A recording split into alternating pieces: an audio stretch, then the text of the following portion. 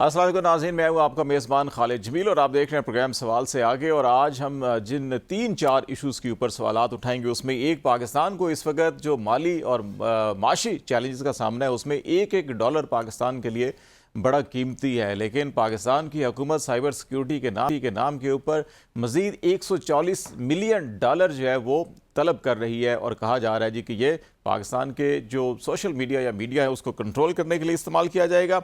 इसी के साथ साथ जो नई लेजिस्लेशन हो रही है पंजाब असम्बली के अंदर, जो हतक अमेज़ कानून नया बनाया गया, उसके अंदर क्या मसाइल हैं, कितनी पाकिस्तान के अंदर जो आज़ादी हैं उसका अंदाज़ा लगाया जा सकता है, उसके ऊपर हम बात करेंगे। और इसके साथ जो पैमरा ने हुक्मनामा जारी किया और ये कहा कि जो कोर्ट प्रोसीडिंग है उसके ऊपर कोई रिपोर्टिंग नहीं होगी, सिर्फ जो है फैसले जो होंगे अदालती उनके ऊपर रिपोर्टिंग हो सकती है, लेकिन कोर्ट के अंदर क्या दलाइल दिए जा रहे हैं, क्या रिमार्क्स दिए जा रहे हैं, वो रिपोर्टिंग नहीं हो सकती। इसके ऊपर भी हम बात करेंगे।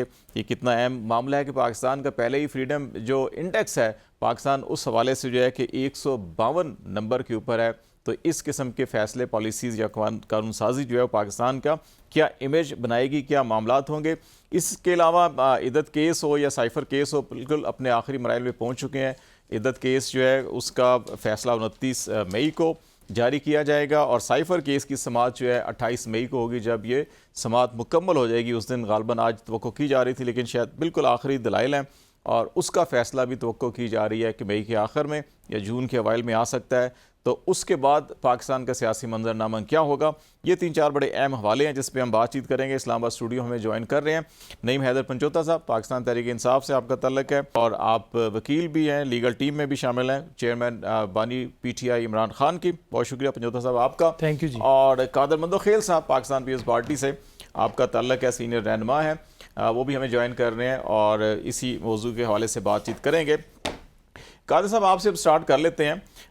ये ख़ास तौर के ऊपर जो है कि हमें ये फील हो रहा है इस वक्त कि गवर्नमेंट शायद कोई पैनिक है या खौफ है हुकूमत को कि जिस किस्म की पंजाब में कानून साजी हुई, आपके जो पार्लिमानी लीडर हैं वहाँ पे उन्होंने तो लातलगी का ऐलान भी किया कि नहीं, हम इस कानून से हमारे लोगों ने कोई वोट नहीं दिया।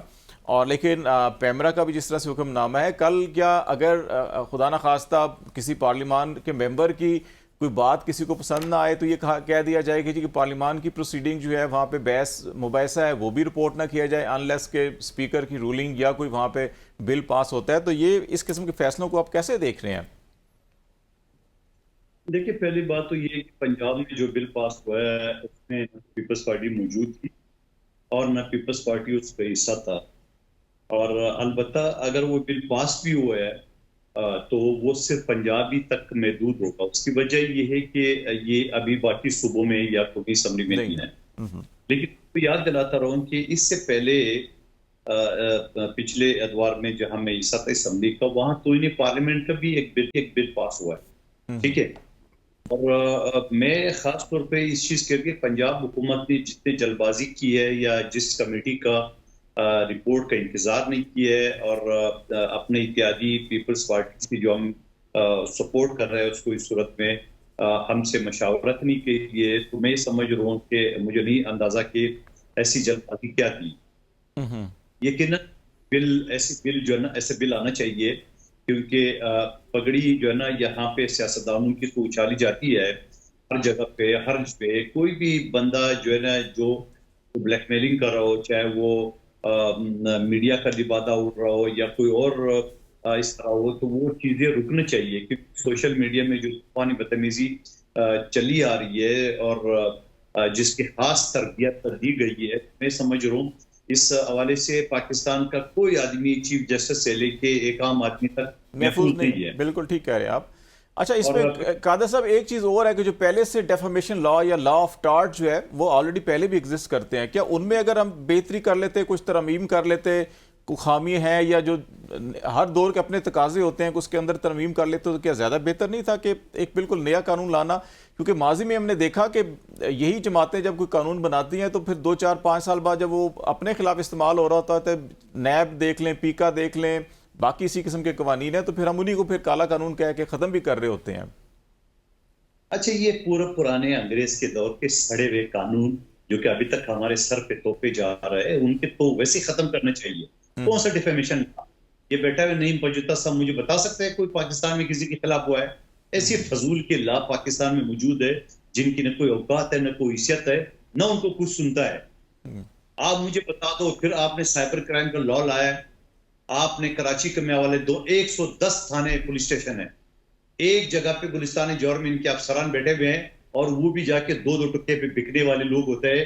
तो आप मुझे बता दो, आप किसके, आपकी इज्जत को उछाल ले, आपकी पगड़ी को उछाल ले, उसके बाद आप दर पदर की आप दरवाजे ढूंढते रहे कि मैं कानून कहां ढूंढूं, और जब कानून पुराना जो आप बता रहे हैं ना, उनकी तो कोई औकात ही नहीं है। उस कानून मेरे हिसाब से तो वैसी हाँ इनसे खत्म, कानून से खत्म करना चाहिए अंग्रेज के सड़े हुए कानून। और फिर मैं एक चीज बताऊं, बहुत सारे लोगों के पास ये एक बहाना है कि पुराने कवानीन अगर एग्जिस्ट करते, एग्जिस्ट तो कर रहे हैं, सड़े हुए किसी किताब में मुझे अमल नहीं हो रहा शायद, कोई नहीं है। मैं सख्त अल्फाज से इदा करूं कि अंग्रेज के सड़े हुए कानून अभी तक हमारे सर पे थोपे जा रहे हैं। हमारी इतनी औकात नहीं है कि हम अपने लिए कवानीन बना सके, क्योंकि हम आपस में लड़ते रहते हैं। कानून जो बनाता है या तो जल्दबाजी में बनाता है या अपने मकसद के लिए बनाता है, जिसकी वजह से हम आपस में लड़ते हैं। हम सबको एक चीज पे, मैं आपको बार बार मिसाल देता हूं, एक चीज पॉइंट पे हम इकट्ठे होने चाहिए। मैं आपको शर्त कह रहा हूं, आप अपनी बच्चे की सालगिरह की तस्वीर आप सोशल मीडिया में डाल दें, फिर मैं देखता हूं आप इतने हजार गालियां पड़ती है। ओ भाई किस बात की, कौन है भाई, क्या बात है? किसी का आपसे सरोकार नहीं होगा, आपको गालियां दे रहे होंगे। बिल्कुल इसको रेगुलेट करने की जरूरत है। बिल्कुल आप ठीक कह रहे हैं। मैं जरा पंजोता साहब से भी पूछ लेता हूं कि पंजोता साहब, ये इस चीज़ से तो कोई इनकार नहीं किया जा सकता कि किसी की भी इज्जत को उछाला नहीं जाना चाहिए और ना ही तज़यीक़ की जानी चाहिए, ना ही तज़लील की जानी चाहिए। और ये जो कानून साजी हुई है, इसके एक तो इसके ऊपर बेशक कमेंट कीजिएगा, लेकिन जो मदो खेल साहब कह रहे हैं कि एटलीस्ट नेशनल लेवल के ऊपर ज़रूर ऐसा कोई कानून होना चाहिए, या पुराने अगर बोसीदा हैं उसको ख़त्म करके, हमें तो बहुत से और भी दीगर कवानीन है, क्रिमिनल प्रोसीजर कोड जो है वो बहुत पुराना है, PPC जो है वो बहुत पुराना है, कि उनको ख़त्म करके उनको ज़रा हमें करना चाहिए। लेकिन ये होगा कब, क्योंकि हर सियासी मुखालफतें इतनी हमारी आगे तक चली गई हैं कि हम तो बैठने के लिए तैयार नहीं है, तो फिर ये कैसी चीज़ें चलेंगी? लेकिन बहुत शुक्रिया जी, आपने मौका दिया। सबसे पहली बात यह है कि डेफेमेशन के हवाले से, डेफेमेशन पहले ऑर्डिनेंस 2002 मौजूद है, जिसके तहत आप सूट फाइल कर सकते हैं और उसके अंदर एविडेंस आपने जमा करवानी है, और अगर आपका केस उसके ऊपर आता है तो फिर डेफिनेटली उसके अंदर हर्याना है, उसके अंदर सज़ा है, उसके अंदर जुर्माना है जो ऑन रिकॉर्ड मौजूद है। और वो किसी सूबे की तरफ से नहीं था, वो वफाक की तरफ से था, और फेडरल की तरफ से वो बनाया गया कानून, जिसके ऊपर आप ये समझते हैं कि वो आपके लिए काफ़ी नहीं है, तो आप ये स्पेसिफिक एक सिर्फ़ और सिर्फ अपनी एक तस्कीन के लिए, या आप के ऊपर अगर तनकीद की जाती है तो उसको रोकने के लिए कि मेरे ऊपर जायज़ तनकीद ना की जाए, और नाजायज़ का बहाना बना करके नाजायज़ तनकीद या नाजायज़ बात। देखें, यहाँ पर आइन जो है ना वो बड़ा वाज़ेह है, जो हर एक को हक़ देता है कि वो बोल सके, बात कर सके, और जायज़ क्रिटिसाइज़ किया जा सकता है। हत्या की इज़्ज़त का आप उधर कानून बनाने के लिए आपने रात दिन ये कहा कि नहीं जी हम ले रहे हैं, तमाम स्टेक होल्डर्स को साथ मिला रहे हैं, साफ़ियों को बुला रहे हैं, ये कर रहे हैं, वो कर रहे हैं। उसके बावजूद जब उनको बुलाया और उन्होंने इनकार किया, उसके बावजूद आपने वहाँ पर उसे पास करवाया।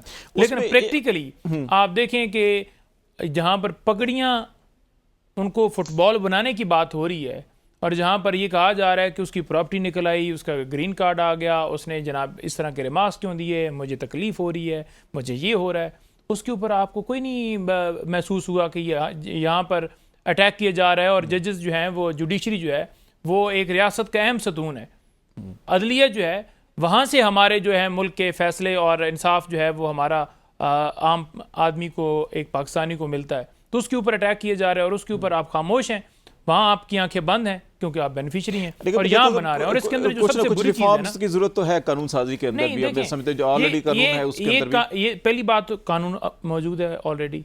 दूसरी बात ये है कि ये इस टाइम के ऊपर सिर्फ और सिर्फ अपने ऊपर क्रिटिसाइज जो उनको किया जाता है कि आपकी परफॉर्मेंस नहीं है, या ये कहा जाए कि KP हुकूमत बच्चे जो है बाहर से मंगवा रही है, तो उसके ऊपर अगर कोई ट्वीट करेगा कि जनाब आपका ये काम था, वफाकी हुकूमत आपकी है, तो लिहाजा बना दो जिसके ऊपर, अच्छा उसका अकाउंट भी बंद करेंगे, ठीक है। और दूसरे नंबर पर ये ट्राइब्यूनल जो जिसमें ये जज लगाएंगे, तो तमाम उनकी अपनी मर्जी के वो जज अपॉइंट होंगे और मर्जी के फैसले लेंगे, और फिर फैसलों जब केस स्टार्ट किया जाएगा तो उसके लिए कोई स्टे जो है वो किसी हाई कोर्ट से, किसी जगह से नहीं ले सकता। ये एक वो कहते हैं ना कि एक आइन की खिलाफ वर्जी तो है ही है, लेकिन बिल्कुल एक कानून जो है ना, वो एक अंधा कानून कह लें कि एक अंधा कानून बनाया गया कि आप किसी फोरम के ऊपर जाकर, अब मिसाल के तौर पर आज अगर पाकिस्तान तहरीक इंसाफ का कोई वर्कर है तो डेफिनेटली उसने अगर क्रिटिसाइज़ करना है दूसरे फरीक को, अपनी जमात को, तो फ़ौरन आप उसके ऊपर एक मुकदमा बना दें ताकि आपके खिलाफ आगे से कोई बात भी ना करे और स्टे भी ना ले सके। आप पे भी तो झूठा आपने बनाना है ना, क्योंकि आपने झूठे 200 केसेस बनाए, उसके अलावा तमाम लोगों के ऊपर बनाए, तो झूठे केसेस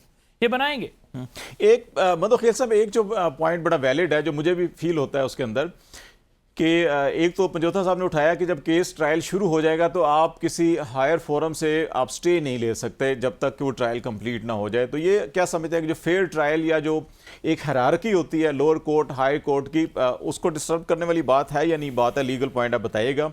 और दूसरा ये है कि बीइंग जर्नलिस्ट हम ये समझते हैं कि हम बहुत सी खबरें ऐसी होती हैं, फॉर एग्जांपल हमारी आपसे कोई बातचीत होती है, आप इनसाइड कोई पीएस पार्टी की चीज़ें डिस्कस करते हैं और आप कहते हैं यार मेरा नाम कोर्ट मत कीजिएगा, लेकिन यही हम सोच रहे हैं, तो मैं उसको कहता हूँ जी कि पार्टीज राय के मुताबिक तो ये मैं नहीं लिख सकता, पार्टीज राय मुझे कोर्ट करना पड़ेगा। तो ये भी मेरा ख्याल है कि आप नहीं समझते कि थोड़ा सा एक्सेस आप कर रहे हैं, थोड़ा सा ये हमें कदगने लगा रहे हैं हमारे ऊपर कि शायद हम जो है कि या तो अपने सोर्स एक्सपोज करें या फिर यह है कि हम रिपोर्ट ही ना करें। सर नहीं, की बात तो सोर्स वाली तो पहले से कानून मौजूद है कि आप सोर्स डिस्क्लोज करने की आपके ऊपर पाबंदी नहीं है, ठीक है। लेकिन एक बात जरूर है कि अगर आप मेरे खिलाफ लिख दे कि मंदोखेल ने यहाँ पे जो है ना करप्शन की है और मैं आपसे सोच पूछूंगा और वो अगर झूठ निकले तो मैं किसको पकड़ूं? बिल्कुल आप ही को बिल्कुल, पकड़ूं। हाँ, ये वैलिड पॉइंट है आपका, बिल्कुल। लेकिन पंजोता साहब की बात भी अपनी जगह पे सही है कि इतने जल्दबाजी में फिर ट्रिब्यूनल अपनी मर्जी का ये सारी चीजें, इसीलिए मैंने शुरू में कर्ज की है कि इसके ऊपर जो है ना वो डिस्कशन होना चाहिए। जो कमेटी को ये बिल गया था उसकी रिकमेंडेशन का इंतजार नहीं किया गया और अकलौती जो सपोर्ट किए पीपल्स पार्टी में उससे मशावरत नहीं की गई है। और फिर एक सूबे तक महदूद कानून कैसे चलेगा, ये तो वैसे नहीं चल सकता है पाकिस्तान में। तो मैं ये समझ रहा हूँ बिल्कुल आज़ादी इज़हार राय यकीनन होना चाहिए, लेकिन इतना भी नहीं होना चाहिए जो मैंने आपको बच्चे की तस्वीर का मिसाल सुनाया था उसमें। यकीनन आप लोगों के ऊपर भी ये तोहमतें आती है, जजेस के ऊपर आते। आप देख रहे जो अदम एतमाद की तहरीक जब पास हुई थी पीटीआई की हुकूमत के वक्त, और फिर जब सुप्रीम कोर्ट के जो बेंच ने बहाल किया था असम्बली को, तो आपने देखा उस चीफ जस्टिस समेत 5 जजेस बाकायदा कार्टून बना के सोशल मीडिया पे चलाते थे। कौन चलाते थे? मैं नहीं कहूंगा तहरीक इंसाफ वाले चलाते थे, कोई ना कोई तो चला रहे थे, लेकिन अब उसको पकड़ कौन? कोई ना कोई पकड़ना चाहिए। तो इस टाइप की खबरें दुनिया भर में ये मिसालें दी जाती है कि दुनिया में ये कानून मौजूद नहीं है। पाकिस्तान में तो मौजूद है, आर्टिकल 204 के तहत ये मौजूद है, फिर ये सारी चीजें मौजूद है। लेकिन इसके बारे में दोबारा रिपीट अपनी बात करूंगा कि इसके ऊपर मशावरत जरूरी है, क्योंकि आज अगर तहरीक इंसाफ के साथी ये सोच रहे कि हम अपोजिशन में, तो कल हम भी हो सकते हैं, परसों नीलू हो सकती है। तो ये तो सबके लिए कानून की एक मर्तबा बन जाता है तो सबके लिए बनता है। तो मैं समझ रहा हूँ कि मशावरत अगर सब पार्टी के हो तो वो ज्यादा बेहतर है। ने एक काम की है जिसे ट्विटर कहते हैं, और लेकिन मैं कहता हूँ उसका फायदा नुकसान तो सिर्फ गरीबों को हुआ। आम एक गरीब वर्कर साथी जो है ना वो उसको ऑन नहीं कर सकते कि बड़े लोग तो पैकेज लेके उसको ऑन किया है, वो तो चला रहे। तो ऐसे होना चाहिए कवानीन के गरीबों को नुकसान हो, बड़े लोगों के लिए क्या मसला है। अभी जैसा ब्लू टिक है, मेरा ब्लू टिक लगा था ट्विटर पे, तो मैंने लास्ट टाइम जो इसकी फीस भरी थी गालबन 35,000 साल की, अभी वो मेरे बेटा बता रहा था कि वो तो कुछ 10 लाख रुपए मांग रहा है। तो मैंने कहा दफा करो, क्या करना है मैंने ब्लू टिक को। तो बात ये होता ना, अब बड़े लोग तो 10 लाख भी दे देंगे। हाँ। तो बात कि ये सारी जो शोशा है ये तो बड़े लोगों के लिए, आम गरीब का सोशल। अच्छा, गरीब एक दो चीजें और हैं मंदोखेल साहब, मैं ब्रेक ले रहा हूं और ये सवाल छोड़े जा रहा हूं कि ये कवानीन तो सारे ठीक है अपनी जगह, लेकिन अभी ये जो अक्रॉस द बोर्ड हम कह देते हैं कि मैं ये कहा जा रहा है जी कि आप अदालती कार्रवाई को रिपोर्ट ही मत करें अनटिल एंड अनलेस के कोई फैसला होता है तो ठीक है उसको कर दें। वहाँ पे क्या बहस हो रही है, क्या दलाइल दिए जा रहे हैं, चलें रिमार्क्स हो सकता है किसी के ऐसे हों जिसकी दिल आज़ारी हो रही हो किसी की, लेकिन जो दलाइल वगैरह हैं उससे भी रोका जा रहा है। इस पर हम बात करते हैं ब्रेक के बाद। नाज़रीन हमारे साथ रहिएगा। वेलकम बैक नाज़रीन। बातचीत कर रहे हैं पाकिस्तान में कुछ मीडिया की आज़ादी, कुछ नए कवानीन, पॉलिसीज़ और हुक्मनामों के हवाले से।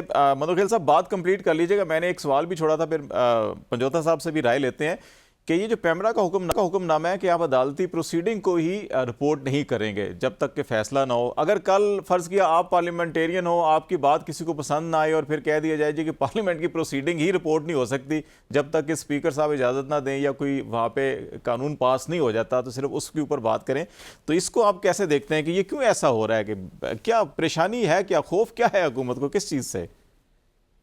देखिए, इस मुल्क में एक ऐसी अजूबा जुबा मामला होते हैं जो बंदा खुद फंस जाता है। वो जो कोर्ट में कहते हैं ना, यस और नो में जवाब दे, तो यस और नो में बंदा जवाब दे नहीं सकते। अब मैं आपको बताता हूं कि एक लिहाज से मैं इसको ठीक समझता हूं। ठीक में इस वजह से कि जजेस जो केस चलाते हैं और उस केस में वो रिमार्क्स देते हैं जो कि कोड ऑफ कंडक्ट के तहत मुनासिब नहीं होते जो देते हैं।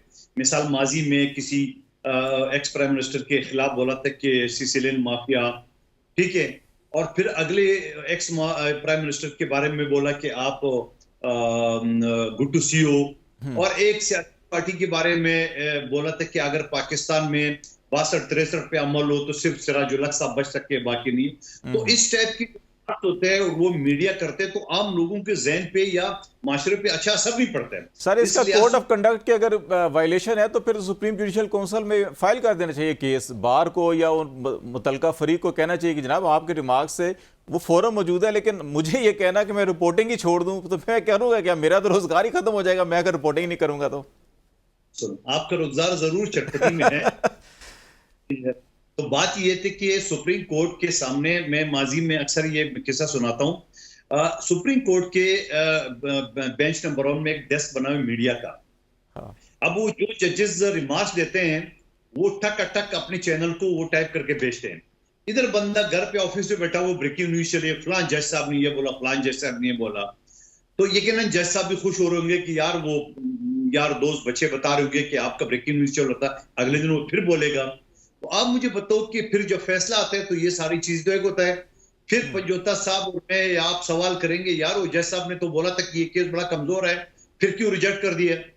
तो वो मार्क्स आ जाते हैं कि एक जज साहब ने बोला था कि इमरान खान साहब के खिलाफ जो केस बनाया था वो एक सिपाही या ऐसा ही नहीं बना था, वो बड़ा हाईलाइट हुआ था। हालांकि कानून मुझे पंजोता साहब सबको पता है कि वो एक इंस्पेक्टर के लेवल का नहीं होना चाहिए। ठीक है, अगर किसी केस में कमजोरी है, मगर उस कमजोरी को जितने हाईलाइट कर लेते हैं उसके बाद वो नहीं होना चाहिए। अच्छा पंजोता साहब, ये एक चीज में चले वजन तो दिखाई देता है कि एक फेयर रिपोर्टिंग होनी चाहिए, इस किस्म की रिपोर्टिंग ना हो, लेकिन मेरे ख्याल है आइन का आर्टिकल 19 जो है उसके अंदर भी खुद चीज़ें वाजे हैं कि अच्छा क्या क्या लिमिट्स है, उससे आगे नहीं जाया है। तो मेरा इस फेयर रेगुलेशन तो हो सकती है, लेकिन क्रॉस द बोर्ड कह देना कि आप बिल्कुल ही केस ही बंद कर दें, और अभी आपके बड़े अहम केसेस हतमी स्टेज पे पहुंच चुके हैं, और आपका ही नहीं है बाकी और बेशुमार ऐसे केसेस हैं जो मुफाद आमा के भी होते हैं, तो उस पर तो रिपोर्टिंग ही बंद हो गई हमारी। तो देखिए, बात ये है, कौम को पता चलना चाहिए केस क्या हैं, कैसे चल रहे हैं, उनके अंदर क्या जो है प्रोसिक्यूशन ने क्या किया है, जिसके ऊपर मुकदमा बनाया गया है उसके साथ क्या है। तो वो रिपोर्टिंग क्यों बंद की जा रही है? इसलिए बंद की जा रही है कि जैसे आप बंद कमरे के अंदर आपने अडयाला जेल में समातें की और 5 दिनों में 3 फैसले सुनाए, तो आप पूरे मुल्क को जो है वो अडयाला जेल बनाकर आप चाहते हैं कि बंद कमरों के अंदर जो है वो कार्रवाई हो, लेकिन जो अदालती समात है वो कौम तक ना पहुँचे। क्या वजह है, क्यों ऐसा किया जा रहा है? सिर्फ इसलिए किया जा रहा है कि आज जजेस खड़े हो गए हैं, आज जजेस बोल रहे हैं कि आज उनके घरों में कैमरे लगाए गए हैं, आज जजेस बोल रहे हैं कि उनके बहनोई को अगवा किया गया है, आज जजेस बोल रहे हैं, वो बार बार कह रहे हैं कि एक जज के ऊपर इतना प्रेशर डाला गया कि उसे हॉस्पिटल जाना पड़ा। आज जजेस कह रहे हैं कि हमें बताएं कि कोई इदारा जो है वो कानून से ऊपर है, ये मुल्क जो है कानून के मुताबिक चलेगा, ये मुल्क जो है वो कोई एजेंसी नहीं चलाएगी। तो इस बात के ऊपर आपको क्यों दुख लग रहा है? हर इदारे को अपनी लिमिट में क्या नहीं रहना चाहिए?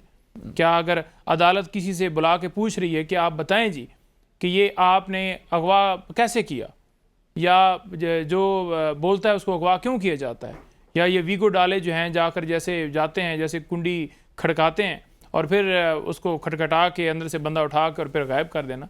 तो इस बात के ऊपर शायद अब आपका जो प्रोग्राम है उसके अंदर भी वो कटौती करें और वो क्लिप काटें। यही सूरत हाल है ना कि वजह ये है। ये तो आपने बड़ी शफकत फरमा दी है, कुंडी खड़काने वाली बात कर दी, अब तो कुंडी खटकती भी नहीं है। यही बात है, यही बात है कि आज जो है वो एक पैमरा नोटिफिकेशन वहाँ से निकालता है। ये बेसिकली हमला इस वक्त जो किया गया है ना, ये इस वक्त अदलिया के ऊपर हमला किया गया है। इस नोटिफिकेशन का मकसद क्या है? वैसे एक कोड ऑफ कंडक्ट तो बन सकता है कि मदोखेल साहब इसके ऊपर कमेंट करेंगे कि रहते हैं क्रॉस द बोर्ड हम बंद करने की बजाय, मेरा ख्याल है कि सुप्रीम कोर्ट में भी रिपोर्टिंग की एसोसिएशन है, हाई कोर्ट के अंदर भी है, उसके अंदर क्या उन्होंने कहा है कि लाइव प्रोसीडिंग जो चल रही है वो चलती रहे। और लाइव प्रोसीडिंग क्या है? लाइव प्रोसीडिंग क्या है जो चलती रहे? लाइव प्रोसीडिंग वो है कि लास्ट टाइम इमरान खान साहब पेश हुए तो उन्होंने लाइव स्ट्रीमिंग बंद कर दी, और अगर रूटीन के मुताबिक उनका दिल होना है कि ये रिमार्क सुनाने हैं, ये काजी उसको जनरल फैज़ को सुनाना है, धरना केस की बात करनी है, या 2018 में जनाब वो एक बंदा किस तरह से लाया गया और ये क्या किया गया, इस तरह के अगर रिमार्क सुनाने हैं तो फिर आप बिल्कुल लाइव स्ट्रीमिंग चलती रहे और पता भी चलता रहे और लोगों तक वो बात भी पहुँचती रहे। तो ये सिर्फ और सिर्फ ना एक इंस्ट्रक्शंस के ऊपर ऐसे नोटिफिकेशन निकाले जाते हैं। इनको चैलेंज किया गया, चैलेंज किया गया इसको, मेरा ख्याल है लेकिन कॉन्स्टिट्यूशनल एक बॉडी नहीं है जो रेगुलेट करे अदालतों को, जो जुडिशरी को रेगुलेट करे। ये बड़ी एक आज़ादी राय के ऊपर, आज़ादी सहाफ़त के ऊपर, आज़ाद अदलिये के ऊपर, तमाम चीज़ों के ऊपर मैं समझता हूँ कि ये एक हमला है। मदोखेल साहब देखें, एक चीज़ पे तो हम एग्री करते हैं कि ओके, जो जजेस का जैसे कोड ऑफ कंडक्ट है, मीडिया का भी अपना है, पैमरा ने ऑलरेडी बनाया हुआ है, हम उसको बहुत हद तक फॉलो भी करते हैं जहाँ तक होती है कोशिश हमारी। इस इशू के ऊपर भी हम कहीं ना कहीं बैठ के बात कर सकते हैं। अब जैसे पंजोता साहब कह रहे थे कि अब सुप्रीम कोर्ट ने अलाउ किया हुआ है केसेस के अंदर कि अच्छा चीज़ मफाद आमा के केसेस है उसमें लाइव प्रोसीडिंग्स हो रही हैं और वो दिखाई जा रही हैं, उसके ऊपर भी बेशुमार हो सकता है वो आज या कल आपकी पार्टी के खिलाफ या लीडरशिप के खिलाफ कोई रिमार्क्स आ जाएं, या कोई वकील वहाँ पे ऐसी बात करे जो आपके लिए पसंद ना की जा रही हो या किसी और के लिए। तो इसको किसी ना किसी तरीके से मेरे ख्याल क्रॉस द बोर्ड तो नहीं होना चाहिए था ना इसको। देखिए नहीं, क्रॉस द बोर्ड बिल्कुल नहीं होना चाहिए, मैं इत्तेफाक करता हूँ। लेकिन बात ये होता है ना, पंजोता साहब मुझे बता दें, कोर्ट में जजेस जो है ना वो रिमार्क्स देते रहते हैं, डांट पटान भी करते रहते हैं, ये सब कुछ करते हैं, और वो अगर बाहर घर पे दफ्तर पे लोग बैठे हुए और वो सारी चीज सोचे तो अंदर से क्या सोचेगा, बात कर क्या सोचेगा? मुझे एक बात बताओ। अब सवाल ये है कि मैं फैसल वाडा साहब वाली केस में, नायली वाली केस में जिसमें मैंने नायल किया है, उसमें मैं सुप्रीम कोर्ट में बैठा हुआ था, जो जजेस के रिमार्क्स आ रहे थे और वो लेडी जज साहबा ने तो यहां तक बोला कि भाई ये जो आपने पासपोर्ट दाखिल किए ये तो एक्सपायर्ड पासपोर्ट है, ये तो फॉर्जरी है, इसके तो कुछ और जो ना वो होना चाहिए, मतलब एफआईआर होना चाहिए। मैं बड़ा मुतमईन हो गया, मैंने कहा लो जी नायल तो छोड़ो, ये तो एफआईआर जाके जेल जाएगा। मेरी कमेटी का इजलास था तो मैंने फारूक नायक साहब को बोला, मैंने कहा आप उसको देख लें, क्योंकि मेरी कमेटी की इजलास है, मैं उधर जा रहा हूँ। मैं गया तो शाम में जब फारिग हो गया, टीवी देखा तो फैसल वाडा साहब की नाली खत्म हो गई। अब बताओ, वो बाकी मंजर में नहीं बताऊंगा कि उसके अंदर क्या हुआ, लेकिन मैं तो ये सोच के गया कि ये तो उल्टा एफआईआर करेगा, और शाम में देखा तो वो नाली भी खत्म हो गई है। तो मुझे बताओ, वही बैरूनी मुदाखलत होती है ना मदोखेल साहब, वही तो मुदाखलत होती है जिसको साहब हम कहते हैं कि बंद होनी चाहिए। ये भी बता देता हूँ, नाम नहीं बताऊंगा किसने बताया। जब फारूक नाइक साहब खड़े हो गए आर्गुमेंट्स के लिए, तो उस वक्त की चीफ जस्टिस ने बोला नाइक साहब तशरीफ रखे, ग्रेस दिखा दे। इसका क्या मतलब? और वो बैठ गया चीफ जस्टिस साहब के हुक्म पे और ग्रेस दिखा दिए, और फैसल वाडा साहब एफआईआर से भी बच गए और नाली से भी बच गए। सवाल ये कि ये सारी चीजें जब आप कोर्ट में रिमार्क्स देते हो, अब मैं आपको अपनी मिसाल सुना रहा हूं, जब मैंने इनके रिमार्क्स सुने तो मैंने कहा तो एफआईआर कटेगा, तो वो कुछ और होता है लेकिन फैसले कुछ और हो जाते हैं। अच्छा, एक आखिरी चीज मैं पूछना चाहूंगा, फिर पंजोता साहब से भी आप कंप्लीट कर लीजिएगा, मैं एक सवाल छोड़े जा रहा हूं फिर उस पर कि एक तरफ हम जो है कि माशी हालत हमारी इधर है कि अभी भी प्राइम मिनिस्टर यूएई गए हैं, चाइना भी जाएंगे, कभी कतर जा रहे हैं, कभी हम सऊदी अरब जा रहे हैं कि हमें एक एक रुपया इकट्ठा करने के लिए डॉलर बड़ी मेहनत करनी पड़ रही है।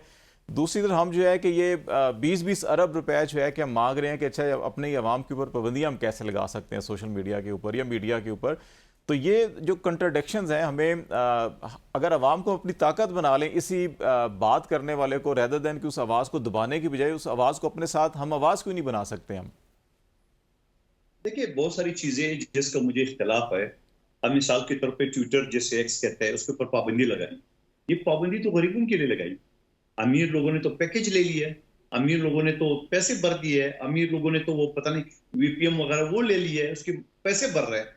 सवाल ये मेरा ये कहना है कि तहरीक इंसाफ से पहले भी हमने ये गुजारिश की है, आज आपके तौसीर से फिर गुजारिश करूंगा, ये सारी चीजें होती है सियासी पार्टियों के बीच में तय करना होता। ये तो जो जजेस हो गए या एस्टैब्लिशमेंट को या दूसरे लोग होते हैं, ये एक मुख्तसर पीरियड के लिए आता है। सियासतदान हमेशा होते हैं, तो जब हमेशा होते हैं तो आइए मिल बैठ के हम एक ऐसी चीज तैयार कर ले। आज आपके खिलाफ होगा, कल मिसाल के तौर पे नए ऑर्डिनेंस में जो तरामीम की गई है, मैं उस कमेटी का हिस्सा था। अब जो तरामीम की गई है तो उसमें हमने ये कहा गया कि भाई ये जो 90 दिन के 3 महीने की रिमांड है ये खत्म होना चाहिए। अंग्रेज कानून जो पीपीसी हमारे यहाँ मौजूद है, एक बंदे ने अगर 1000 कत्ल किए हो तो भी 14 दिन से ज्यादा रिमांड नहीं होते, 14 दिन की किस्तों में। अच्छा, ये किस लिए करे थे भाई? हम तो गुजर गया, आसिफ अली जरदारी साहब ने जेल गुजर दिया, खुर्शीद शाह साहब ने गुजर दिया, डॉक्टर आसिम ने गुजार दिए, तो वो तो हम हुकूमत में थे, हमने तो नहीं गुजारना था, या हम तो गुजर चुके थे। ये अभी ये भुगत रहे हैं ना, ये तो हम कह रहे हैं कि ये भी भुगत रहे हैं अभी, तो अब आज वालों को भी सोचना चाहिए, कल फिर ये खुद भुगतेंगे। दूसरा शिक उसका ये है कि हमारे यहाँ जो कानून है अंग्रेज के वक्त से, अगर कोई पुलिस ऑफिसर एफआईआर गलत दर्ज कर दे तो आप सेक्शन 250 सीआरपीसी के तहत उल्टा उसके खिलाफ केस कर सकते हो, जिसमें 6 में सजा है, 6 महीने। हमने नेब में उसको कर दिए 10 लाख रुपए और 5 साल सजा कर दिए। तो हमने किस लिए किए?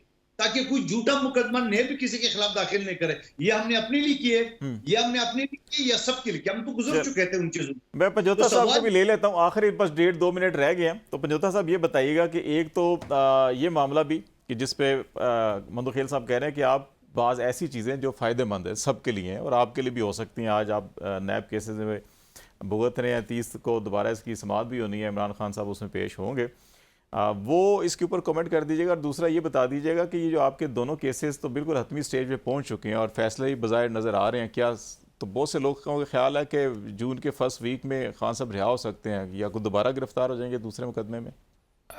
देखिए, सबसे पहले देखा जाए तो खान साहब के ऊपर जो केसेस बने हुए हैं वो सारे पॉलिटिकली केसेस बनाए गए हैं, सारी विक्टिमाइजेशन है। और ये सिलसिला जो है, जब से खान साहब पीएम वो सारी हुकूमत ख़त्म की गई, पीएम के अहदे से हटाया गया, तो उसके बाद खान साहब ने एक मीटिंग की थी जिसमें हम बैठे थे और उन्होंने कहा था कि केसेस बनाए जाएंगे, और इसी तरह से वो बने और साथ बरीयत भी हो रही है। इसी वजह से हो रही है कि कोई शवाहिद नहीं है। अगर देखा जाए तो 2 केसेस के अंदर इस वक्त खान साहब पाबंद सलासल हैं, एक इद्दत वाला केस है और एक साइफर केस है। अच्छा, अब दोनों की डेट जो है, एक की मंगल है और एक की बुध है। अगर दोनों केसेस के अंदर जो कि एक में फैसला महफूज कर लिया गया, उसमें फैसला सुनाया जाएगा, और दूसरा जो साइफर केस है वो इस्लामाबाद हाई कोर्ट में जो मंगल के लिए रखा गया है, उसमें भी उन्होंने कहा है कि आखिरी मौका है 12:30 बजे। उन्होंने कहा है कि वैसे तो जो पहले डीबी स्टार्ट होती है, इसके लिए स्पेशल डीबी बनती है, तो उन्होंने कहा जी कि 12:30 बजे जो है हम समाप्त करेंगे ताकि हम उसी दिन ही कंक्लूड करें। 1 घंटे का टाइम प्रोसिक्यूटर ने मांगा है, तो 1 घंटे में वो दलाइल मुकम्मल करेंगे, 10-20 मिनट हमारे लगेंगे, 1.5 घंटे में समाअत वैसे तो मुकम्मल होगी। और उस पर फैसला अगर उसी दिन ही सुनाते हैं, वो लंबा नहीं ले जाते, तो फिर खान साहब की तो उसको अगर आप देखें तो फौरन ही रिहाई हो सकती है। लेकिन इनसे कोई अच्छे की उम्मीद नहीं है ना, कि जैसे केसेस बनाए गए हैं, नईम गिरफ्तारी डाल, अच्छे की उम्मीद रखनी चाहिए। नईम हैदर पंजोता साहब बहुत शुक्रिया आपका, कादर मंदोखेल साहब बहुत शुक्रिया आपका भी। नाज़रीन, ब्रेक के बाद वापस आएंगे तो इन्हीं मौज़ूआत के ऊपर बातचीत को जारी रखेंगे। वेलकम बैक नाज़रीन, प्रोग्राम के इस हिस्से में भी हम बातचीत जारी रखेंगे पाकिस्तान की मौजूदा सियासी सूरत हाल, कुछ माशी चैलेंजेस और पाकिस्तान इन चैलेंजेस से कैसे आगे नबर्द आजमा होकर बढ़ सकता है, जहां पाकिस्तान तरक्की और खुशहाली की राह पे चल सके। इसके साथ साथ जो पंजाब और वफाक के अंदर कुछ कानून साजी नई हो रही है, जहाँ पे आज़ादी इजहार की आईन पाकिस्तान ज़मानत देता है, लेकिन उसके साथ साथ अभी कुछ हुकूमती पॉलिसीज़ ऐसी नज़र आ रही हैं कि शायद हुकूमत के अंदर कुछ परेशानी सी है, या मीडिया से परेशान है या सोशल मीडिया से परेशान है, और जिस किस्म की कानून साजी की जा रही है या जिस किस्म की पाबंदियां नज़र आ रही हैं, वो क्यों हो रहा है ऐसा सारा मामला, और इसमें कैसे सारे मिलकर स्टेक होल्डर जो आगे बढ़ सकते हैं, इन मौज़ूआत पे बात करेंगे। और हमें पाकिस्तान मुस्लिम लीग नून के सीनियर रहनुमा lieutenant general retired Abdul Qayyum sahab जो है वो ज्वाइन कर रहे हैं। जनरल साहब, बहुत शुक्रिया आपके ज्वाइन करने का। सबसे पहले तो आप अगर पाकिस्तान की मौजूदा सूरत हाल का अगर जायज़ा लें, हम सियासी चैलेंजेस हैं, माशी चैलेंजेस भी हैं, तो आप क्या समझते हैं कि यहाँ से जहाँ पे अभी भी एक सियासी बेयकीनी की जो अदम इस्तेहकाम की सूरत हाल है वो मौजूद दिखाई दे रही है, और बिलखसूस इसमें अगर हम IMF का वफ्द जो पाकिस्तान आया हुआ था और पाकिस्तान एक 4-5 साल का प्रोग्राम करना चाह रहा है IMF के साथ, आज उनकी रात को वापसी होगी, अभी स्टाफ लेवल एग्रीमेंट नहीं हुआ, कुछ चीज़ें शेयर हुई हैं, और वो चीज़ें जब तक के बजट डॉक्यूमेंट के अंदर इनकॉर्पोरेट होकर और पार्लियामेंट से उसकी मंजूरी नहीं हो जाती उस वक्त तक शायद ये स्टाफ लेवल एग्रीमेंट भी ना हो। तो ये जो चीज़ें अभी एक इंटरनेशनली भी थोड़ी सी अदम एतमाद की फ़िज़ा बरकरार है, कुछ पाकिस्तान के अंदर भी सियासी इस्तेहकाम नहीं है, अपोजिशन जो है कि वो एक तहरीक चलाने की जो है तैयारी कर रही है और कहा जा रहा है जी कि वो बहुत जल्द जो है कि आपके सामने मुलाकातें भी हो रही हैं। तो इनमें आप पाकिस्तान के लिए बड़े 2-3 चैलेंजेस आपकी नज़र में क्या है और इनको ज़रा आगे हम कैसे बढ़ सकते हैं? जी बहुत मेहरबानी। देखें ये जो सियासी बेचैनी की बात है ना, ये कुछ लोगों की ज़हनी इख्तरा है और ये वो लोग हैं जो हमेशा इस इंतज़ार में रहते हैं कि कोई बुरी ख़बर आए पाकिस्तान की जिससे इसके लिए चैलेंजेस बढ़ें तो फिर वो बगलें बजाते हैं। दी मोमेंट कोई अच्छी ख़बर आए कि IMF से इंशाल्लाह डायलॉग हो रहा है, बाहर से इन्वेस्टमेंट आ रही है, स्टॉक एक्सचेंज बेटर हो गई है, इन्फ्लेशन पे कंट्रोल हो रहा है, बैनुल अक़वामी सतह पे पाकिस्तान की साख बेटर हो रही है, चाइना के साथ इंटरेक्शन हो रहा है, यूरोप, तो ये ऐसे गिरती है जो लोग डूम और ग्लूम का सिनारियो पेश करते हैं ना, बस गई कि गई ये हुकूमत तो बस बिल्कुल नहीं, उनके ऊपर ये अच्छी खबरें बिजली की तरह गिरती हैं। तो मैं ये समझता हूँ कि आप कह रहे हैं ना कि कोई जलसे जुलूस भी करेंगे, वो तो उनका राइट है अपोजिशन का, लेकिन आप ये देख लें कि अगर एक हुकूमत ऐसी है जिसके बनने में बशमूल अपोजिशन सब ने हिस्सा लिया, इन द सेंस के सब ने वोटिंग में हिस्सा लिया, आपने नेशनल असम्बली में स्पीकर्स हो, चीफ मिनिस्टर हो, प्राइम मिनिस्टर हो, प्रेसिडेंट हो, सेनेट हो, वो करके, और आपकी पार्लियामेंट फंक्शन कर रही है, आपकी अदालतें फंक्शन कर रही हैं, आपकी हुकूमत जो है उसको आपकी एस्टेब्लिशमेंट बिल्कुल इंटरफेयर नहीं कर रही बल्कि फुल्ली सपोर्ट कर रही है, तो ये बड़े हेल्दी साइंस हैं और इंशाअल्लाह आप ये देखेंगे कि we are on road to prosperity. बाकी अनसर्टेनिटी थर्ड वर्ल्ड कंट्रीज़ में, ऐसे मुल्क में जहाँ बैरूनी ताकतें भी और कुछ हमारे जो दुश्मन लोग हैं वो इन फॉल्ट लाइंस को हमेशा देखते हैं और उसको एक्सप्लॉइट करने की कोशिश करते हैं। तो अभी इंशाल्लाह आई एश्योर यू कि पाकिस्तान अभी ठीक लाइन पे चढ़ रहा है और आज भी प्राइम मिनिस्टर एक अच्छे डेलीगेशन के साथ UAE में गए हुए हैं, वहाँ भी उन्होंने कहा कि अल्लाह का करम है वो वक्त दूर नहीं कि अभी हम ये जो मांगने वाला कशकोल है फेंकेंगे और हम अपनी प्रोडक्टिविटी को बेहतर करेंगे। मुल्क के अंदर इस्लाहात का सिलसिला एक शुरू हो गया है, लेकिन ये चीज़ें उन लोगों को सूट नहीं करती जो चाहते हैं कि रातों रात कुछ हो जाना चाहिए। आप देखें यूरोप के अंदर या बरतानिया में पार्लिमानी निज़ाम है, तो एक हुकूमत बनी तो वो कहते हैं 4-5 साल इसने गुजारने हैं, आपस में with in the party changes होती रहती हैं, लेकिन इधर ये होता है कि जो ही कोई हुकूमत बनती जाए तो जो लोग अपने आप को सेल्फ राइटस और सेल्फ सेंटर्ड और वो ये समझते हैं कि मैं हूँ तो सब कुछ है, वो तो कहते हैं एक दिन भी और कोई ना हो। और ये तो मेरे ख्याल में ये रवैया ठीक है, लेकिन IMF के अल्लाह के काम करम से मुल्क के अंदर भी बार भी ठीक जरा साहब, एक तो लोकल एलिमेंट ठीक है, हो सके सियासी मफादात भी हो सकते हैं। IMF के हुकाम जो है कि वो भी ये ख्याल है उनका कि पाकिस्तान के अंदर जो सियासी सूरत हाल है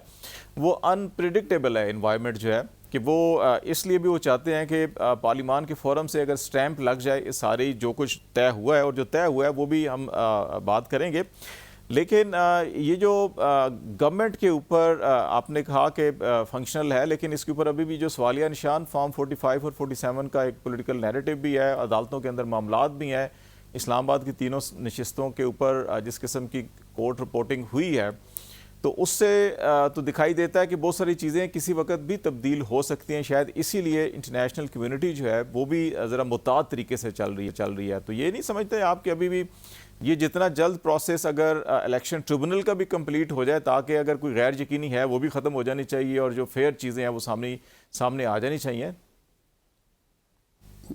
ये देखें, आप मेरा वक्त याद रखें जो मैं बात कर रहा हूँ, IMF के साथ भी सारी चीज़ें तय हो जाएंगी। IMF के लोग भी कुछ चांद पे तो रहते नहीं हैं, उनको पता है कि ये तीसरी दुनिया के ममालिक के अंदर ये पॉलिटिकल ऊपर नीचे, ये तो पॉलिटिकल अनरेस्ट तो जापान के और बरतानिया के अंदर भी ऊपर नीचे होता रहता है। तो मेरे ख्याल में वो अपने तौर के ऊपर तो ये कहते हैं कि पार्लियामेंट, और इंशाल्लाह उनकी रिक्वायरमेंट को अपने तौर पे पूरा कर दिया जाएगा। और बाकी जहाँ तक मुल्क के अंदर है, मुल्क रवां दवां रहेगा, खुदा के करम से 5 साल के लिए ये हुकूमत बनी है। यस, आप जो कहते हैं ना कि ये फॉर्म 45-47, वेल उनमें जो जेन्युइन बातें हैं वो आप इलेक्शन कमीशन के पास, इलेक्शन ट्रिब्यूनल्स के पास, कोर्ट्स के पास कईयों के हक में कईयों के खिलाफ फैसले हो रहे हैं, होते रहें। और अगर उस किसी एक्शन की वजह से मुल्क के अंदर या वोट ऑफ नो कॉन्फिडेंस की वजह से कॉन्स्टिट्यूशनली कोई हुकूमत चेंज होती है तो सो बी इट, कोई प्रॉब्लम नहीं है। मतलब है कि मुल्क को आगे चलना चाहिए, और लेकिन ये नहीं होगा कि यहाँ को कू हो जाएगा या आप अपने डंडे की जोर के ऊपर और बंदूक की नोक से हुकूमत को हटा देंगे, या आप ये कहेंगे कि हम प्रोटेस्ट करेंगे तो जमूद आ जाएगा तो पता नहीं क्या हो जाएगा। ये कुछ भी नहीं होगा। कॉन्स्टिट्यूशनल तरीके अपनी जगह हैं, उसके अंदर जोड़ तोड़ पार्टियों का एक अनसर्टनिटी तो है ना कि कोई भी मेजॉरिटी पार्टी ऐसी नहीं है जिसके पास ओवरऑल मेजॉरिटी हो, बशमूल तरीके इंसाफ किसी के पास भी नहीं है। तो आपको कोलेशन बनानी है। अभी तरीके इंसाफ को ऑफर किया पीपीपी ने कि हम मिलते हैं, उन्होंने कहा नो वे, नहीं करते। नून के साथ वैसे ही उनका कलूला नहीं मिलता, हालांकि ये भी कोई ऐसी बात नहीं है। मियाँ साहब ने अगले दिन भी कहा कि हम तो इमरान खान साहब के पास चल के गए थे, और उससे पहले भी आपने देखा कि जब वो स्टेज से गिरे थे इमरान साहब, फिर भी मियाँ साहब उनके पास चले गए थे। जब ये बाहर से आए हैं नवाज शरीफ साहब, तो उस वक्त भी उन्होंने ये कहा कि देखिए अभी पिछली मेरा तजर्बा ये कहता है 40 साल का कि हमें अभी सर जोड़ के बैठ के आगे चलना होगा। तो सियासी लोग आपस में मिल के बैठेंगे तो आगे चले ना। अगर आप सियासी एक पार्टी कहेगी हम एस्टेब्लिशमेंट से बात करेंगे, पीटीआई कहते हैं ना कि वो फॉर्म 47 के नतायज अनाउंस करें, फॉर्म 45 की इस्लाह करें तो तब हम बैठ के बात करेंगे, वो तो ये कहते हैं ना। देखें इसमें किसने इस्लाह करनी है? मतलब ये isn't it being very naive कि आप इनको कहें जी कि वो इस्लाह करें। आपके पास कोर्ट्स हैं, आप उनके पास ले जाएं, और लेटर से अदालतें फैसला करती हैं और वो कुछ लोगों को डिसीट कर देते हैं। तो उससे अगर हुकूमत चेंज होती है तो होनी चाहिए, वाई नॉट, बिकॉज धन दी अदालत का फैसला आ गया और जो लोग चेंज होते हैं उनके पास फिर अगली कोर्ट में जाने का हक है। ये शर्तें रखने के लिए कि आप उनकी कनपट्टी पे पिस्टल रखें और पहले कहीं सबको बाहर निकाल दो फिर ये करो, वो जो केसेस भी हैं इमरान खान साहब के ऊपर, उनके लिए भी कोर्ट्स खुली हैं। कोर्ट्स में जाएं और अपने फैसले कराएं, और वो जो अगर आपको इंसाफ जो मिलना है वो ज़रूर मिलना चाहिए, बिकॉज ऐसे नाइंसाफ़ी जहाँ भी होगी तो मुल्क आगे नहीं चल सकेगा। तो मेरे ख्याल में ये स्ट्रीम लाइंड है, लेकिन अभी कुछ तो कुछ तो एक्टिविटी, अगर अपोजिशन सारी चीज़ें मान ले कि नहीं ठीक है अभी 5 साल पूरे करने हैं, तो उनकी पॉलिटिक्स तो फिर जीरो हो जाती है ना। अच्छा जनरल साहब, ये इलेक्शन कमीशन का जो रोल है, इलेक्शन कमीशन का जो किरदार है, रोल रहा है, और अभी भी पंजाब के अंदर सबसे बड़ा सूबा है, सबसे ज़्यादा 141 नशिस्तें हैं नेशनल असम्बली की, और पंजाब असम्बली की अपनी नशिस्तें जो हैं वो 297 जहाँ पे जनरल इलेक्शन हुआ, वहाँ पे सिर्फ 2 इलेक्शन ट्रिब्यूनल बनाए गए थे, और अभी तक लाहौर हाई कोर्ट के चीफ जस्टिस साहब और इलेक्शन कमीशन के अंदर ये मामला चल रहा है। वो फिर 8-9 तक भी तादाद आई, लेकिन अब जो तरीक़ाकार है उसमें तो होता था हाई कोर्ट के चीफ जस्टिस साहबान नाम दे देते थे और फिर इलेक्शन कमीशन उनको नामजद करता, नोटिफाई करता था। अब कहा जा रहा है नहीं, हमें पैनल भेजें, अपनी मर्जी से हम उनसे पिक एंड चूज़ करेंगे। तो ये तनाज़ात भी चल रहे हैं जिसकी वजह से शायद ज़्यादा ताख़ीर हो रही है, और उस ताख़ीर की वजह से ज़्यादा अनसर्टेनिटी जो है वो आगे बढ़ती जा रही है। तो आप नहीं समझते इसको जितना जल्द मामले को हमारे कॉन्स्टिट्यूशनल इदारों को भी हल कर लेना चाहिए ताकि ये जो कश्मकश बेचैनी है ये ख़त्म हो जल्दी से जल्दी? जी आप देखें, आपकी बात से मैं बिल्कुल एग्री करता हूँ कि हमें हमारी एक वीक एरिया, हमारा वीक जुडिशल सिस्टम है। दैट इज़ द रीज़न कि दुनिया के अगर 136-40 ममालिक में हमारा नंबर 129वां है या क्या है। हमें इंसाफ मिलना चाहिए, फ़ौरन सबको मिलना चाहिए। इंसाफ अगर नहीं मिलता ना तो फिर वो मुल्क आगे नहीं चल सकता। मैं कई दफ़ा पहले भी एग्ज़ाम्पल दी है कि दूसरी जंग अज़ीम में जब बरतानिया पे बम्बार्डमेंट शुरू की जर्मन्स ने, तो लोग घबराए, तो उन्होंने चर्चिल से पूछा कि क्या होगा, तो उन्होंने कहा अदालतें चल रही हैं तो मुल्क चलेगा इंशाल्लाह।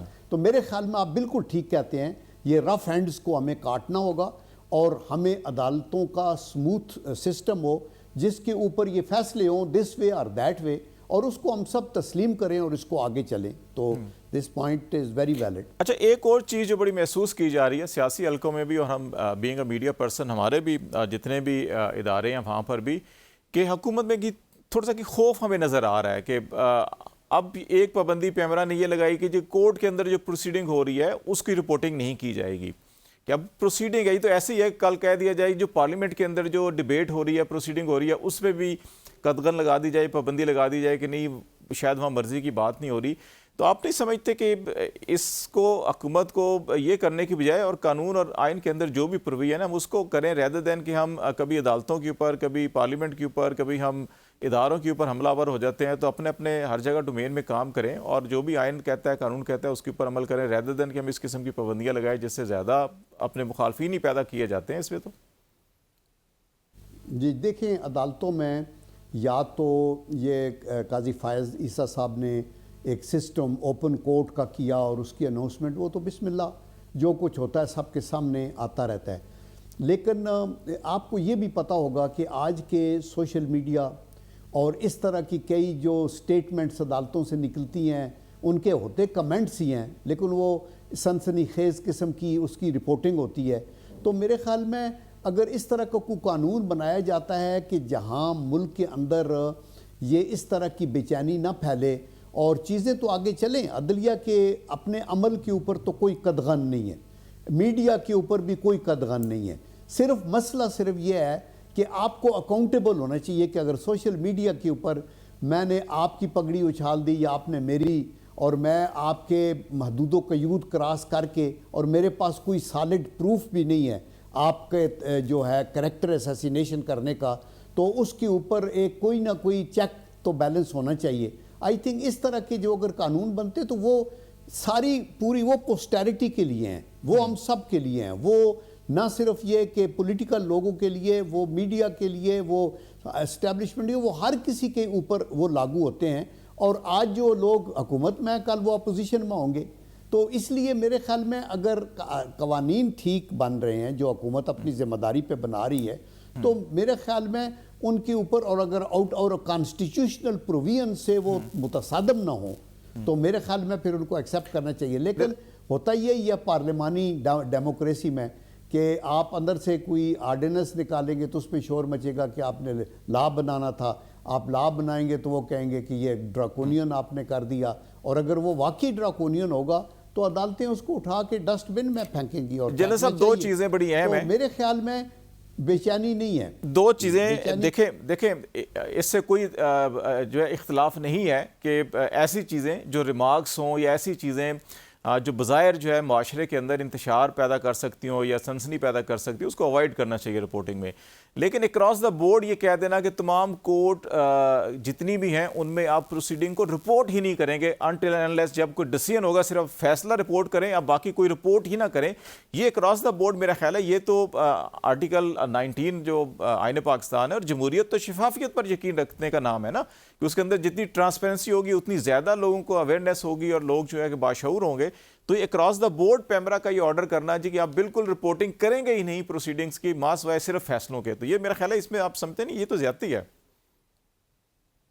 जी, मैं बिल्कुल समझता हूँ कि ये उनको ये आप आउटराइट रिस्ट्रिक्शन नहीं लगाना चाहिए। जो मीडिया के लोग हैं उनको भी एक सेंस ऑफ रिस्पॉन्सिबिलिटी होना चाहिए, वरना ये होता है ना। देखिए अगले दिन एक जज साहब ने कहा कि अगर ये नहीं करोगे तो मैं डिफेंस सेक्रेटरी को इधर खड़ा कर लूँगा, मैं कैबिनेट को बुलाऊंगा, मैं प्राइम मिनिस्टर को उठा के इधर ले आऊँगा, मैं ये करूँगा, और वो फिर हेडलाइंस बनती हैं, टीवी की ब्रेकिंग न्यूज़ बनती हैं वगैरह वगैरह, और वो इस तरह की चीज़ें। तो फिर बैलेंस है ना।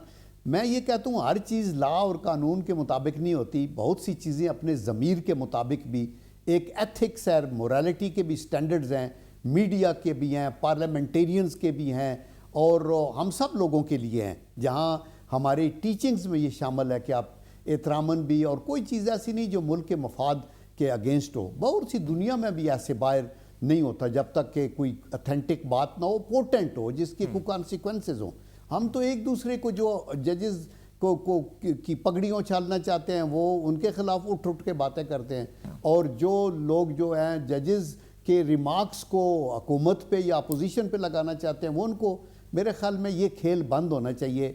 अभी हमें आगे देख के मुल्क को आगे चलाना है, टॉलरेंस, और वो ही है। मैं अभी भी एक टीवी चैनल पे कह रहा था कि हज़रत अबू हुरैरा रज़ियल्लाहु ताला अन्हु ने फरमाया कि नबी करीम सल्लल्लाहु अलैहि वसल्लम ने उनको बताया और फरमाया कि अल्लाह ने मुझे हुक्म दिया है कि आपसे जो ज़्यादती करे उसे माफ़ करो, आपसे जो कटे उससे जुड़ो, और आपको जो महरूम करे उसको दो। अगर ये फ़िलासफ़ी है हमारी और हम हेयर आफ्टर की सोचते हैं, ये दुनिया तो बुलबुला है, निकल जाती है, तो फिर हमें इतनी ज़्यादा टेंशन क्रिएट नहीं करनी चाहिए। आज हमारा मसला इकानमी का है, नेशनल यूनिटी का है, सिक्योरिटी का है, ये जो बाहर से जो टेररिज्म है, आज हमारा ये जो क्लाइमेट चेंज के मसाइल हैं, आज हमारे इंडस्ट्रियलाइजेशन, एग्रीकल्चर को प्रमोट करना, आईटी को प्रमोट करना, माइनिंग के ऊपर जाना, अपने बच्चों की तालीम, वोकेशनल जो स्कूल से बाहर हैं 2-2.5 करोड़ बच्चे, उनको अंदर लेके आना है। तो मेरे ख्याल में वी शुड रिकंसाइल ये जरूर होना चाहिए। लेकिन एक चीज जनरल साहब, मैं आखिरी चीज आपसे ये पूछना चाह रहा हूँ कि ये PMLN के साथ 2-3 दफा ऐसा हुआ कि नैब बनाया, नैब कानून बनाया, फिर सब ने मिलकर कहा कि नहीं ये नैब जो है कि काला कानून है, इसको खत्म होना चाहिए, पॉलिटिकल इंजीनियरिंग हो रही है। फिर पीका एक्ट बना, फिर जब अपने नून लीग की दौरे हुकूमत ख़त्म हुआ तो उनके खिलाफ इस्तेमाल हुआ, तो फिर उस वक्त एहसास हुआ। तमाम हुकूमतें ऐसी ही होती हैं कि पर्सन स्पेसिफिक या अपने सियासी मकासद के लिए कवानीन बनाए जाते हैं, लेकिन जो आप बात कर रहे हैं, जो हम सोच रहे हैं कि पाकिस्तान को आगे लेके जाना हो, तो फिर उसमें शायद ये नहीं होगा कि अच्छा हम एक दौर में कानून बनाएंगे, दूसरे दौर में फिर हम कहते हैं कि नहीं हम खुद ही इसको ख़त्म करने पर आ जाते हैं। तो ये सोच कैसे डेवलप हो सकती है लीडरशिप में, हमारी सियासी जमातों में? उसमें आप क्या समझते हैं कि क्या ब्रेनस्टॉर्मिंग होनी चाहिए? सियासी, you have a very solid point in this. देखें, हमें कानून तो वही बनाने चाहिए जो सब के लिए अक्रॉस द बोर्ड एप्लीकेबल हो। ये नहीं कि आज हम हुकूमत में हैं तो ये हो, कल हम अपोजिशन में आं तो ये बिल्कुल ठीक बात है। और अगर आप गलत कानून बनाएंगे तो कल वो आपके गले में वो फंदा पड़ेगा। तो इसलिए ये जो नैब का सिस्टम है, ये तो परवेज़ मुशर्रफ साहब के टाइम के लेके आए थे, और उसके बाद फिर ये सिर्फ शाहिद खाकान अब्बासी साहब ने कहा कि हमने नैब का चेयरमैन जो लगाया था वो उसने उल्टा काम, जस्टिस जावेद आपने देखा उनका रोल क्या रहा है, तो उसकी वजह से वो कहते थे। लेकिन इसके भी ऊपर प्राइम मिनिस्टर रिपेंट नहीं करना चाहिए। ये ज़रूरी नहीं कि आपको पता हो कि जिस बंदे को मैं लगा रहा हूँ ये आगे क्या करेगा। आप प्रोफेशनली कॉम्पिटेंट एल बंदा लगा दें, अगर वो वायलेट करता है तो फिर आपका एहतसाब का सिस्टम ऐसा होना चाहिए कि वो ऐसे खाली ना जाए। देखिए, जजेस ने भी आपके जनरल परवेज मुशर्रफ को आईन बदलने की जस्टिस इरशाद ने अलाउ किया, which was not allowed. Is he accountable? Right man eight right place होना चाहिए और पाकिस्तान को देखना चाहिए, दूरअंदेशी देखनी चाहिए, रेदर देन कि आज हम सियासी मकासद देख के फैसले करें, कानून साजी करें। बहुत शुक्रिया। जनरल रिटायर्ड अब्दुल क़य्यूम साहब हमारे से बातचीत कर रहे थे, पाकिस्तान मुस्लिम लीग नून के रहनुमा।